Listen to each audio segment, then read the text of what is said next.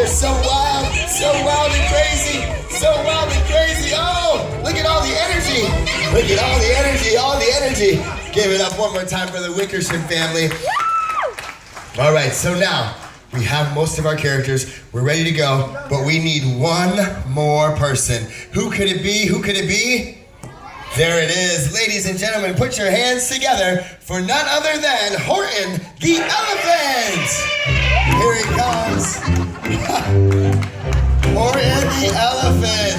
Fantastic. So, looks like we have all of our characters in place. I think it's time to read Horton Here's a Who.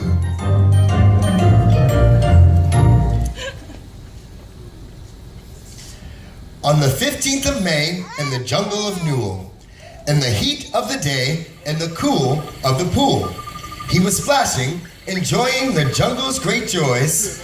Oh, no. I think he was splashing more. I think he was splashing a lot more. Like, he was really splashing. He was splashing in the eye. Hey, whoa. Okay, he's done splashing. He was splashing, enjoying the jungle's great joys, when Horton the elephant heard a small noise. So Horton stopped splashing. He looked towards the sound. That's funny, thought Horton. There's no one around. Then he heard it again, just a very faint yelp, as if some tiny person were calling for help. I'll help you, said Horton, but who are you and where? He looked and he looked, he could see nothing there, but a small speck of dust blowing past through the air. I say, murmured Horton, I've never heard tell of a small speck of dust that was able to yell. So you know what I think? Why, I think that there must be someone on top of that small speck of dust. Some sort of creature of very small size, too small to be seen by an elephant's eyes. Some poor little person who's shaking with fear that he'll blow in the pool he has no way to steer. I'll just have to save him because after all, a person's a person, no matter how small. So gently and using the greatest of care, the elephant stretched his great trunk through the air, and he lifted the dust speck and carried it over, and placed it down safe on a very soft clover. Humph! Humphed a voice. 'Twas a sour kangaroo.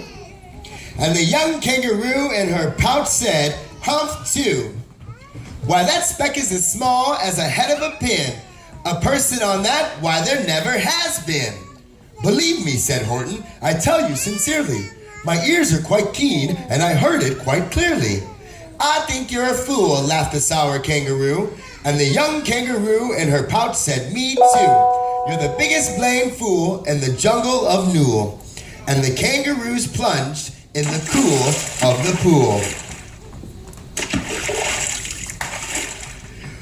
What terrible splashing, the elephant frowned. I can't let my very small persons get drowned. I've got to protect them, I'm bigger than they. So he plucked up the clover and hustled away. Should I put this speck down, Horton thought with alarm. If I do, the small persons may come to great harm. I can't put it down, and I won't after all. A person's a person, no matter how small. Then Horton stopped walking. The speck voice was talking. The voice was so faint, he could just barely hear it. Speak up, please, Horton said. He put his ear near it. My friend, came the voice. You're a very fine friend. You've helped all us folks on this dust speck no end. You saved all our houses, our ceilings and floors. You saved all our churches and grocery stores. You mean, Horton gasped, you have buildings there too. My town is called Whoville, for I am a Who, and we Whos are all thankful and grateful to you. And Horton called back to the mayor of the town, you're safe now, don't worry, I won't let you down. But just as he spoke to the mayor of the speck, the three big jungle monkeys climbed up Horton's neck. The Wickersham brothers came shouting, what rot? This elephant's talking to Whos who are not. They snatched Horton's clover, they carried it off to a black-bottom eagle named Vladikoff. On through the afternoon, hour after hour, till he found them at last on the 3 millionth flower. My friend, cried the elephant, tell me, do tell, are you safe? Are you sound? Are you whole? Are you well? From down on the speck came the voice of the mayor. We've really had trouble, much more than our share. So Horton, please, pled the voice of the mayor, will you stick by us who's while we're making repairs? Of course, Horton answered, of course I will stick. I'll stick by you small folks through thin and through thick.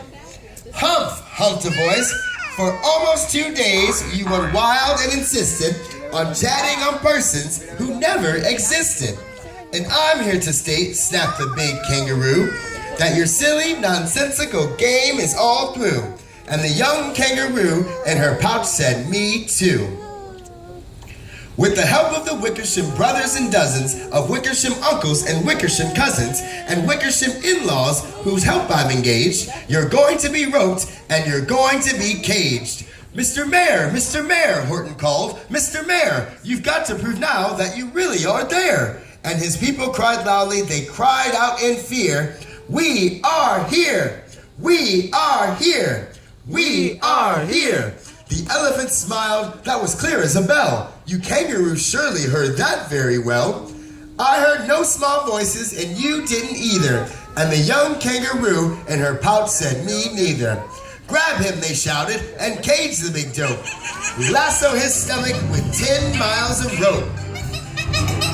Horton fought back as he started to haul him into his cage, but he managed to call to the mayor, don't give up, I believe in you all. A person's a person, no matter how small. The mayor grabbed a tom-tom, he started to smack it, and all over Whoville they whooped up a racket. They rattled tin kettles, they beat on brass pans, on garbage pail tops and old cranberry cans. And Horton called back, I can hear you just fine, but the kangaroo's ears aren't as strong quite as mine. Are you sure every who down in Whoville is working? Quick, look through your town, is there anyone shirking? Through the town rushed the mayor from the east to the west, but everyone seemed to be doing his best. And just as he felt he was getting nowhere and almost about to give up in despair, he suddenly burst through a door in that mare, discovered one shirker quite hidden away in a Fairfax apartment 12J. A very small shirker named Jojo was standing just bouncing a yo-yo. Not making a sound, not a yip, not a chirp, and the mayor rushed inside and he grabbed the young twerp. And he climbed with the lad up the Eiffelberg Tower. This, cried the mayor, is your town's darkest hour. So open your mouth, lad, for every voice counts. Thus he spoke as he climbed. When they got to the top, the lad cleared his throat and he shouted out, yop! He shouted out, yop! There it is. And that yop, that one small extra yop put it over. Finally, at last, from that speck on that clover, their voices were heard, they rang out clear and clean, and the elephant smiled, do you see what I mean? They proved they are persons, no matter how small, and their whole world was saved by the smallest of all. How true, yes, how true, said the big kangaroo, and from now on, you know what I'm planning to do? From now on, I'm going to protect them with you. And the young kangaroo in her pouch said, me too. From the sun in the summer, from the rain when it's fallish, I'm going to protect them, no matter how smallish. Ladies and gentlemen, put your hands together for our story time volunteers today. Doing a fantastic job. Now I have a question for anyone out here in the audience today. What did we learn from the story today? Does anyone know what did we learn from the story?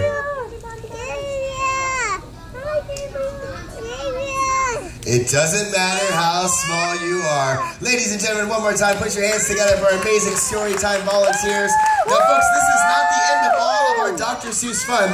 Coming up on the last C-Day, we have a green eggs and ham breakfast where you'll get to meet Thing 1, Thing 2, Cat in the Hat, and Sam I Am. So if you are interested in that, guys, as you make your way out of the theater, you can talk to our lovely hostess there in the back, and she can get you guys signed up for that breakfast. Ladies and gentlemen, enjoy Cozumel, Mexico today. My name is Ryan Rose, your cruise director, and we'll see you guys when you get back on board. Take care.